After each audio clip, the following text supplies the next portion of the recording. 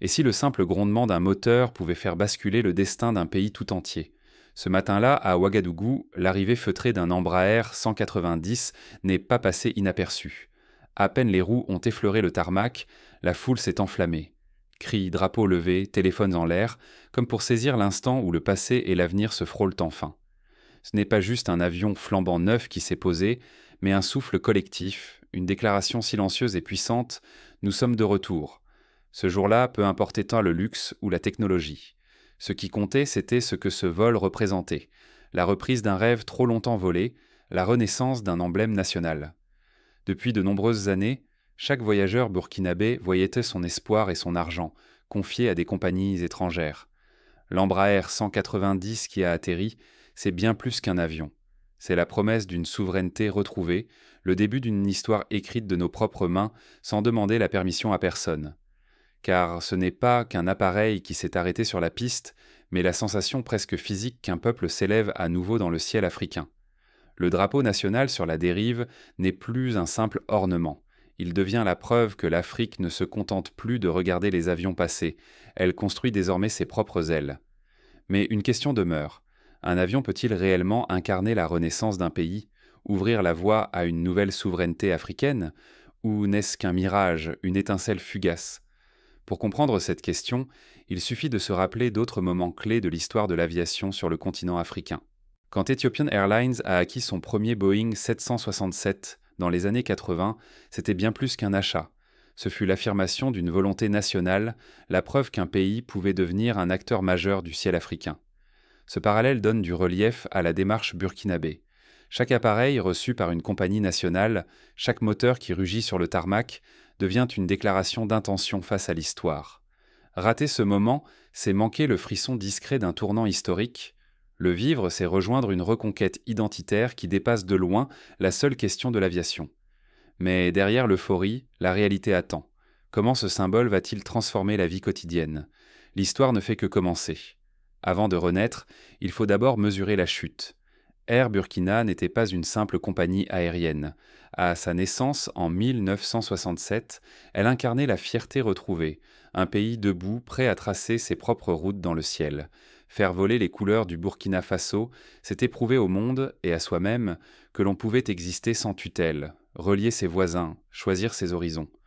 Pour beaucoup, le lancement d'Air Burkina ressemblait à celui, quelques années plus tôt, d'Air Afrique, cette grande aventure panafricaine qui avait uni une dizaine de pays autour d'un même rêve. Pourtant, alors qu'Air Afrique a fini par sombrer sous le poids des dettes et de la gestion approximative, Air Burkina a tracé son propre parcours, symbolisant tout autant les espoirs que les difficultés de l'Afrique post-coloniale. Mais ce rêve s'est lentement dissous. Au fil des ans, la bureaucratie a tout englué, la gestion a perdu le cap et la dépendance envers l'extérieur est devenue une habitude. Les dettes ont grossi dans l'ombre, les avions fatigués se sont raréfiés. Ce n'est pas un crash qui a emporté Air Burkina, mais d'une disparition lente, insidieuse, qui a coupé un peuple de son envol sans crier gare. Quand les vols se sont éteints, il n'y a pas eu que des avions qui se sont tus. C'est une nation entière qui a perdu sa voix, son accès au monde, sa mobilité. Cette absence a laissé une entaille profonde. À chaque terminal vide, c'est un morceau de souveraineté qui s'effritait. Une génération entière a grandi en croyant que dépendre d'autrui était normal, que le ciel burkinabé appartenait aux autres. Imaginez un étudiant rêvant de parcourir l'Afrique de l'Ouest pour ses études, ou une commerçante désirant exporter ses produits à Lomé. Sans compagnie nationale, leurs ambitions étaient donc freinées, leurs poches vidées par des itinéraires interminables et coûteux via des hubs étrangers. Des histoires comme celle de Moussa, étudiant à Niamey, obligé de passer par Casablanca pour rejoindre sa famille, étaient une légion. Puis, la rupture. L'arrivée du président Ibrahim Traoré a bouleversé l'inertie installée. Il a nommé Askaria Traoré à la tête de la compagnie, misant sur une mentalité neuve, tranchante.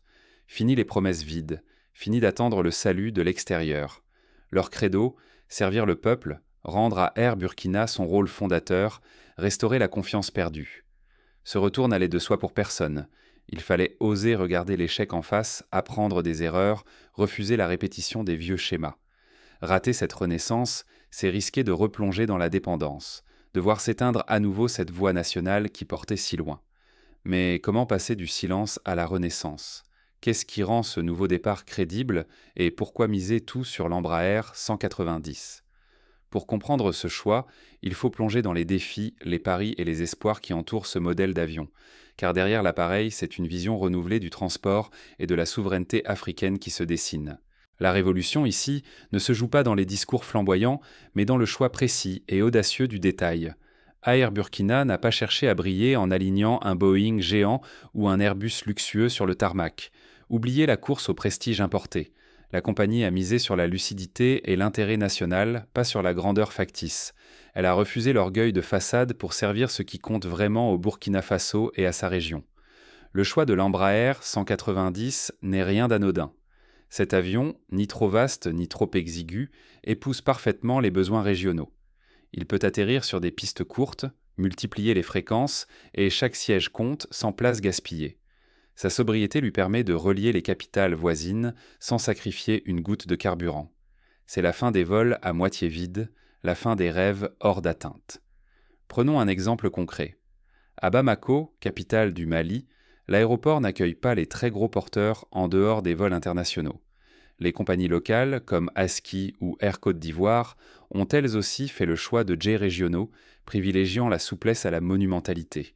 Ce modèle Embraer permet d'ouvrir des routes directes entre des villes africaines moyennes, jusqu'ici ignorées par les grandes compagnies, qui préféraient concentrer leurs efforts sur les liaisons vers l'Europe ou le Moyen-Orient. Mais le vrai coup d'éclat? L'avion n'a pas été loué, il a été acheté. Ce geste lourd de sens est une déclaration d'indépendance. Fini les loyers ruinant les finances nationales, terminer la dépendance aux propriétaires invisibles. Cette pleine propriété, c'est la première pierre d'une souveraineté retrouvée et d'une fuite de capitaux stoppée net. Pour illustrer cette différence, rappelons le cas de Kenya Airways, longtemps dépendante de locations coûteuses en leasing. Ces contrats penséliens parfois libellés en dollars américains exposaient en soi la compagnie à des risques de change énormes, chaque dépréciation du shilling kenyan creusant un peu plus leurs dettes. Air Burkina a tiré cette leçon et s'est assuré que l'avion soit sa propriété pleine et entière. La modernisation dépasse la seule machine. Le management a été réinventé, la formation du personnel repensée, le service client élevé au rang de priorité. Désormais, il ne s'agit plus seulement d'avions, mais de fierté retrouvée, de respect pour chaque voyageur, d'une nouvelle façon de servir à la Burkinabé. La confiance, elle, ne s'achète pas. Elle se reconstruit ici, patiemment, vol après vol, sourire après sourire. Comment cela se matérialise-t-il? Prenons l'exemple du centre de formation nouvellement inauguré à Ouagadougou.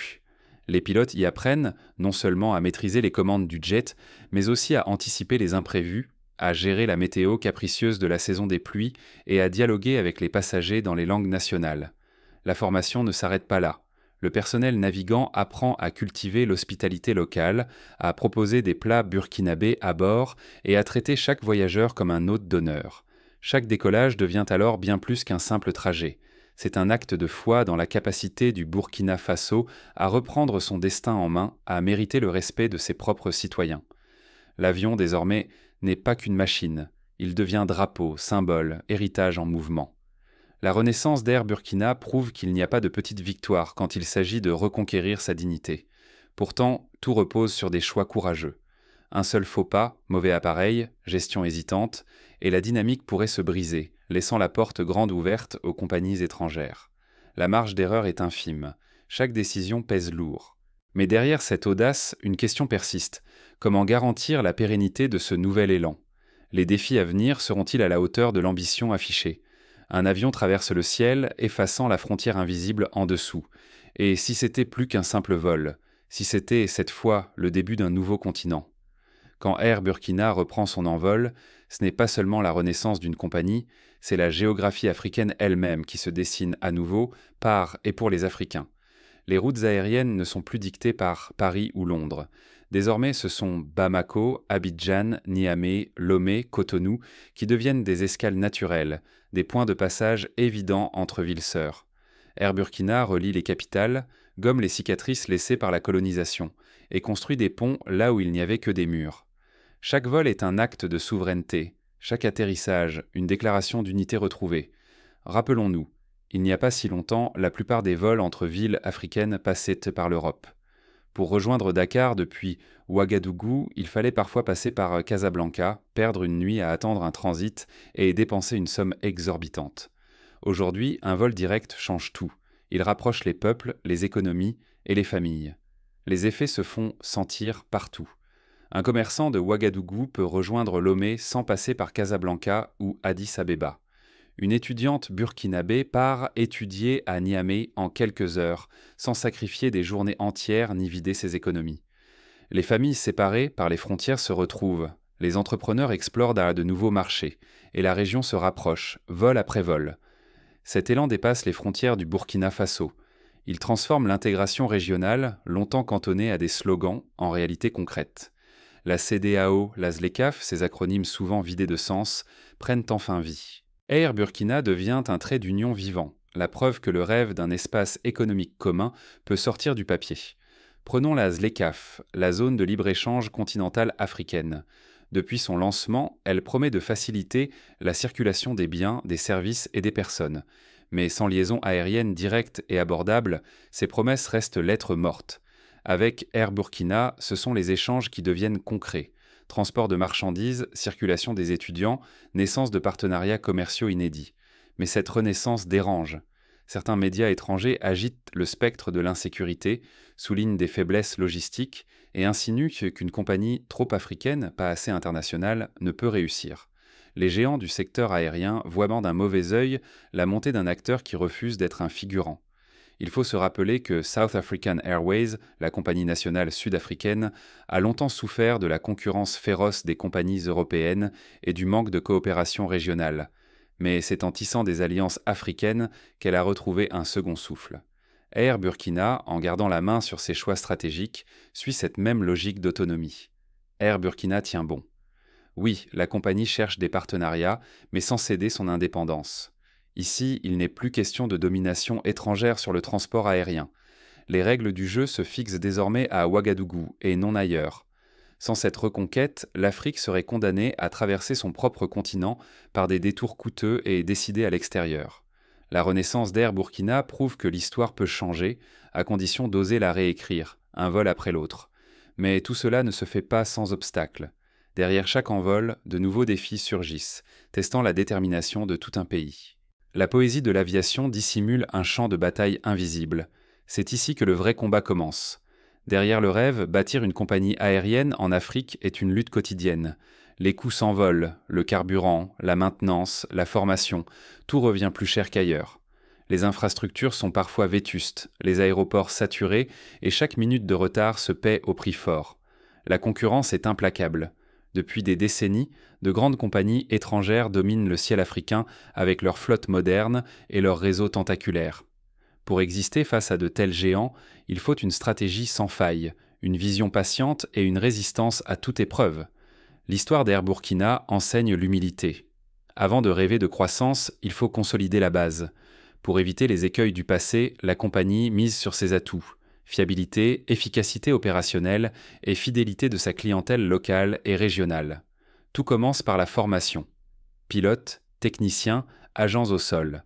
La relève est informée au Burkina Faso et dans la sous-région.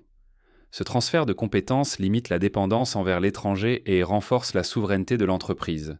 L'étape suivante, installer des centres de maintenance à Ouagadougou. Les avions sont désormais entretenus sur place et non plus envoyés à des milliers de kilomètres. Moins de temps perdu, moins de dépenses, et une industrie qui s'ancre sur le territoire.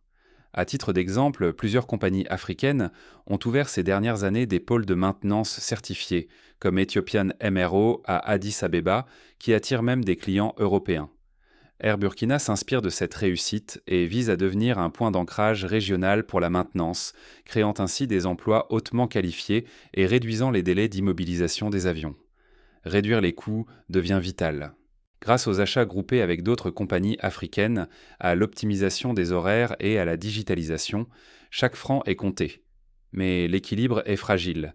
Il faut maintenir des billets accessibles sans sacrifier la rentabilité. C'est un numéro d'équilibriste. Si les tarifs grimpent trop, les passagers se tournent vers la route ou vers des concurrents étrangers. S'ils chutent, la faillite guette. La moindre erreur peut briser la confiance chèrement retrouvée. La pression ne faiblit jamais. Les échecs du passé planent toujours, rappelant que la réussite reste précaire. Air Burkina doit prouver sa fiabilité chaque jour, innover sans relâche et éviter toute dérive. Un revers ne serait pas qu'une perte financière ou sociale. Ce serait un coup porté à la souveraineté retrouvée du pays et à l'espoir fragile d'une Afrique capable de prendre son envol sans béquilles étrangères. Mais l'histoire ne s'arrête pas là. Derrière chaque vol, une ambition plus vaste se dessine. Redéfinir la place du Burkina Faso dans le ciel africain. Lever les yeux vers le ciel. Derrière l'avion, n'est-ce pas l'Afrique entière qui s'élève à nouveau ? Quand l'Embraer 190 d'Air Burkina a percé les nuages au-dessus de Ouagadougou, il ne transportait pas seulement des voyageurs. Il portait silencieusement mais sûrement les espoirs d'un continent las de tendre la main, avide de s'appuyer sur ses propres forces. Ce n'est pas un simple appareil rutilant qui a touché le tarmac, mais une conviction. Pour la première fois depuis des années, le Burkina Faso ne demande plus la permission de prendre son envol. Cette arrivée marque la fin d'une époque de résignation et l'ouverture d'un chapitre où l'autonomie s'impose comme unique horizon. Air Burkina, loin du clinquant, avance avec sobriété et efficacité au service des besoins réels de son peuple et de sa région. Il y a peu, beaucoup voyaient voir la compagnie promise à l'oubli. Désormais, chaque décollage de ce nouvel appareil stoppe l'hémorragie des devises, crée du travail, rapproche les familles et rend à la jeunesse burkinabé une fierté abîmée.